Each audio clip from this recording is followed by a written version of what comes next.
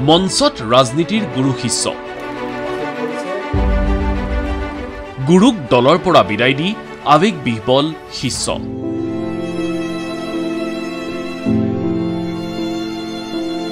ৰাজনীতিৰ গুৰু শিষ্য ৰমেন ডেকা আৰু ভৱেশ কলিতা 1974 চনতে জনসংঘৰ যোগেদি ৰাজনীতিৰ পথাৰত খোজ দিয়া ৰমেন ডেকাৰ হাতত ধৰিয়েই ৰাজনীতিত ভৰি দিছিল অসম বিজেপিৰ বৰ্তমানৰ সভাপতি ভৱেশ কলিতাই ৰমেন ডেকা এতিয়া সোমাই পৰিছে সাংবিধানিক বান্ধোনত বুধবাৰে ছত্তীশগড়ৰ ৰাজ্যপাল হিচাপে শপত ল'ব ৰমেন ডেকাই যাৰ বাবে 50 বছৰীয়া ৰাজনৈতিক যাত্ৰাত থকা দলটোৰ পৰা পদত্যাগ কৰিছে ৰমেন ডেকাই মঞ্চত বিদায় সম্বৰ্ধনাত এডাল বৃহৎ ফুলৰ মালাৰে নৱনিযুক্ত ৰাজ্যপাল ৰমেন ডেকাক জনোৱা হৈছে সম্বৰ্ধনা আৰু মঞ্চত বিদায় ভাষণ ৰাখিবলৈ গৈ অকপতে ভৱেশ কলিতাৰ মুখৰ পৰা ওলাই গৈছে এইবাৰ মই ৰমেন ডেকাক টিকট দিব নোৱাৰিলো একেটা বাক্যতে ভৱেশ কলিতাই কৈছে আমি টিকট দিব নোৱাৰা মানুহজনেই এতিয়া মুখ্যমন্ত্ৰীকো কৰাব শপত বাক্য পাঠ তেখেতে লোকসভাৰ টিকেটটো বিচাৰিছিলে মই নিজে চৰি দিব নোৱাৰিলো নহয় জানো কিন্তু তেখেতে আজি মুখ্যমন্ত্ৰীক শপত দিব নহয় জানো এখন ৰাজ্যৰ সাংবিধানিক মুৰব্বীৰ নিচিনা পদ পাইছে আমাৰ কি লাগে এয়া হৈছে ভাৰতীয় জনতা পাৰ্টি যে ভাৰতীয় জনতা পাৰ্টি ক'ৰ পৰা ক'লৈকে গুচি যায় কোনোৱে গম নাপায় এয়া হৈছে ভাৰতীয় জনতা পাৰ্টি সেইকাৰণে কৈছোঁ যে ইয়াত প্ৰতিজন কাৰ্যকৰ্তাৰ সন্মান আছে বহুতে বুজি নাপায় আৰু প্ৰতিটো কাৰ্যকৰ্তাৰ কাৰণে কাম প্ৰতিটো কাৰ্যক্ৰমৰ কাৰণে কাৰ্যকৰ্তাই হৈছে ভাৰতীয় জনতা পাৰ্টি এই কথাবোৰ কৈ কৈ মঞ্চতেই কান্দি পেলালে ভৱেশ কলিতাই বিপদৰ সময়ত যিটো তেখেত ছাপোৰ্ট দিছে এই গোটেই ডেষ্টিনেশ্যনত যিটো তেখেতৰ ছাপোৰ্ট সেইটো সদায় মহিয়ান হৈ থাকিব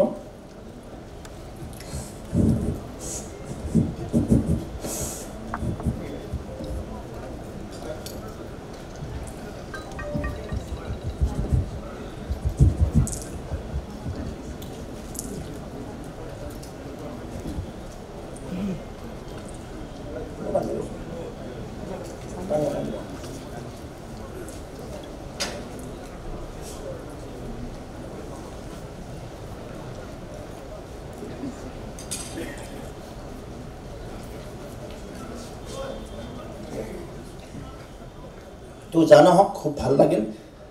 সকলোকে নমস্কাৰ জনালোঁ আৰু ৰমেন ডেকা ডাঙৰক বিশেষ ধন্যবাদ জনালোঁ নমস্কাৰ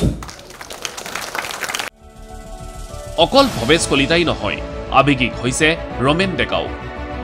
নকওঁ বুলিয়েই বিদায় ভাষণত কাৰ ত্যাগৰ বিনিময়ত দলটোক গঢ় লৈছিল কৈ গ'ল ৰমেন ডেকাই ক'লে বহু আনচাং হিৰোৰ বাবেহে বিজেপি আছে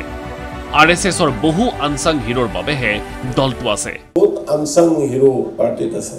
যিবোৰ নীৰৱে কাম কৰি যাই আছে সেই আনচাং হিৰোৰ কাৰণে পাৰ্টি আছে সেই আনচাং হিৰোৰ কাৰণে পাৰ্টি আছে সংঘৰ মানুহে কাম কৰি আছে কাৰণে পাৰ্টি আছে সংঘৰ আনচাং হিৰো কিমান আছে এইটো কি কয় ৰাম সিং ঠাকুৰ লাহোৰৰ first class first history Lahore university Gourishankar চক্ৰৱৰ্তীৰ কথাটো মই ক'লোৱে শশীকান্ত চৌতালা নাগপুৰ ইউনিভাৰ্চিটিৰ হিষ্ট্ৰী যি আজিও জীৱিত আছে কেনেকুৱা জীৱনত মহান্তি IITian সেইবোৰ মানুহে কাম কৰি আছে কাৰণে পাৰ্টি আছে একে সময়তে ক'লে দলৰ পৰা পদত্যাগ মোৰ বাবে বেদনাদায়ক আজি মোৰ যি প্ৰাইমেৰী মেম্বাৰশ্বিপ এই প্ৰাইমেৰী মেম্বাৰশ্বিপৰ পৰা মই পদত্যাগ কৰিব লাগিব যিহেতু এটা কনষ্টিটিউচনেল এছাইনমেণ্ট দিছে গতিকে সকলোৰ ওচৰত মোৰ যদি কিবা ভুল আছিল ক্ষমা কৰিছোঁ কাৰণ মই কথাবোৰ খুব ডাইৰেক্টলি কৈ দিওঁ সেইকাৰণে মানুহে বেয়া পায় পাছত ভাল পায়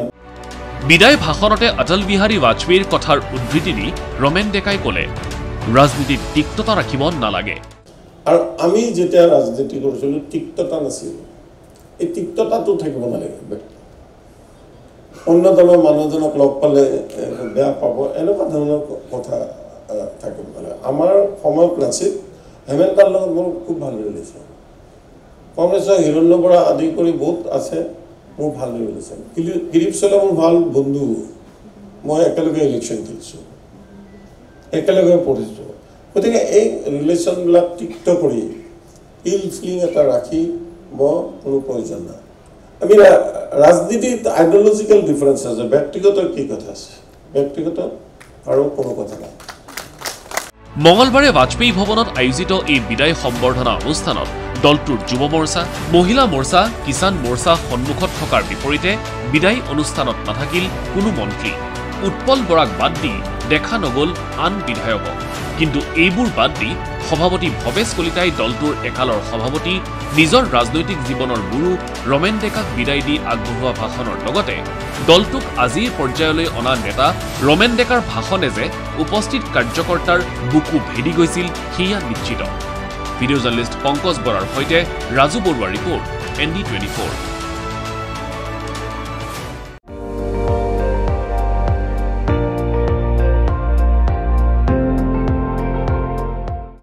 আপুনি চাই আছে ND24, সৰ্বশ্ৰেষ্ঠ নহয় সৰ্বোত্তমৰ দৌৰ।